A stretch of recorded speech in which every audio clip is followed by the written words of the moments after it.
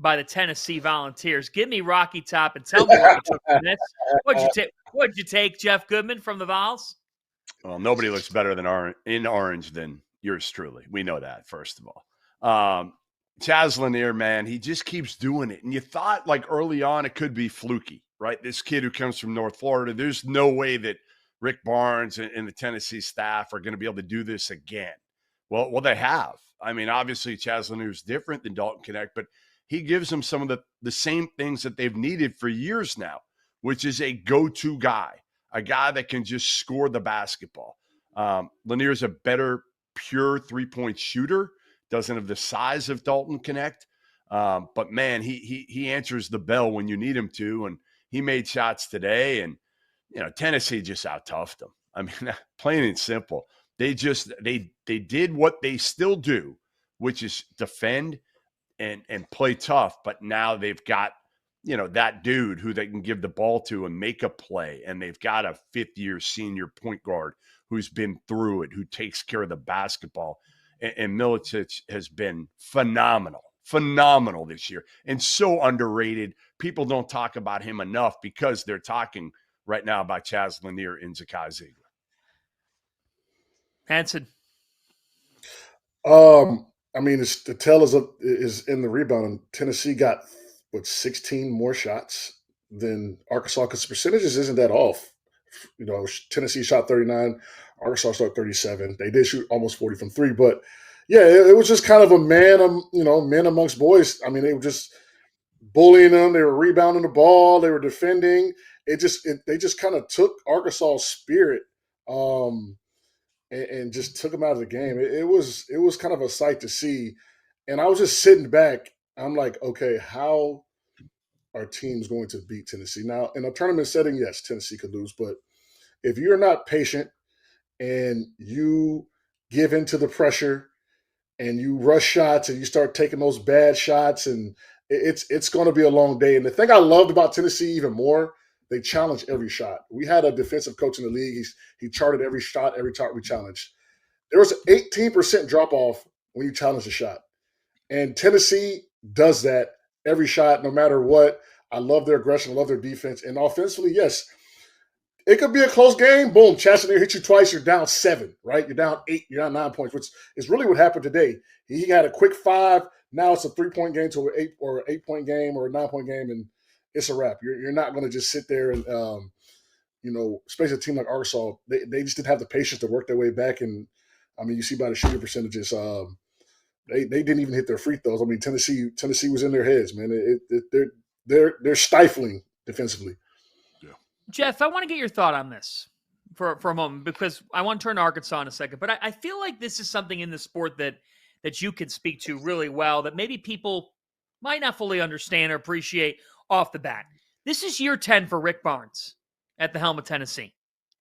Went to a Final Four 22 years ago, has had a tremendous career, has won over 800 games. But can you speak to one when he got this job and kind of what he's turned into in this job, how he's evolved and found those bucket getters in the midst of having this? He's always been known for the rugged defense, but it feels like Rick has put together a hell of a run in Knoxville.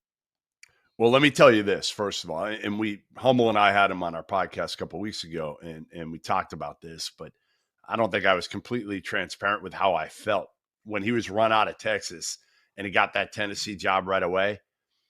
I was one of those guys that was just like, I don't think he's going to get it done there. I just don't. I didn't think he had come off, I think, a summer in which he really wasn't out at all on the circuit and wasn't recruiting, getting after it. And I thought he had lost his, the grind for the game and really for recruiting more than coaching.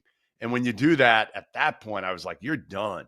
And he got a little bit lucky. If you remember, they got Grant Williams. They brought in, I think, Des Oliver. And Des Oliver was an assistant who was recruiting Grant at Charlotte. And Grant came out of Charlotte, and he kind of under-recruited guy. And he really helped kind of get him going early on. And, but I think Rick Barnes is one of those guys who's kind of found that, that motivation again, I guess, a little bit. But he's not like he was when he was younger, when he would get after it with like TJ Ford, and they would get after it years ago, and he's mellowed quite a bit.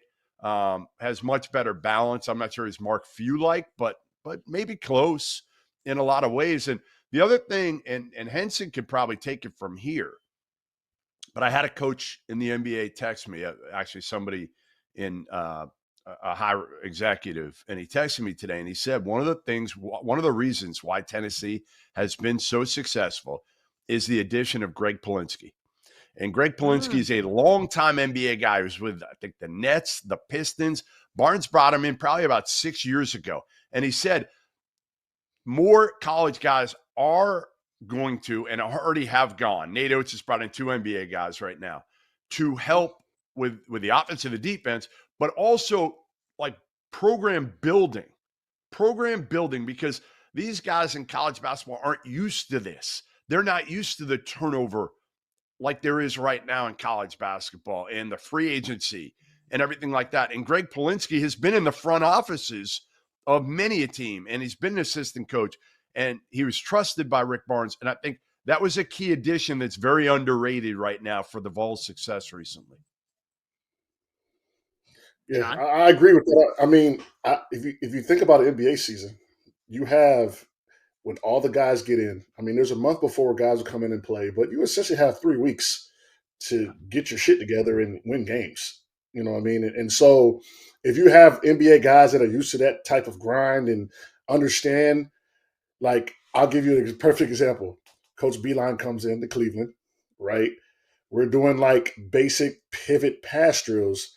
We're like, Coach, in 9 days, we got to play the Celtics preseason. We need to put in the offense today. We need to put in a defense today. We need to get some sets done today. So that makes a lot of sense that these NBA guys come down and say, look, I understand you want to teach how to pass and pivot, but you know what? We just had 10 new guys. Let's put the offense in today. Let's put the defense in today. Let's get it going. So I like that Tennessee does that. And you know, Rick Barnes, I wanted to play for Rick Barnes. That was where I was going to go to school.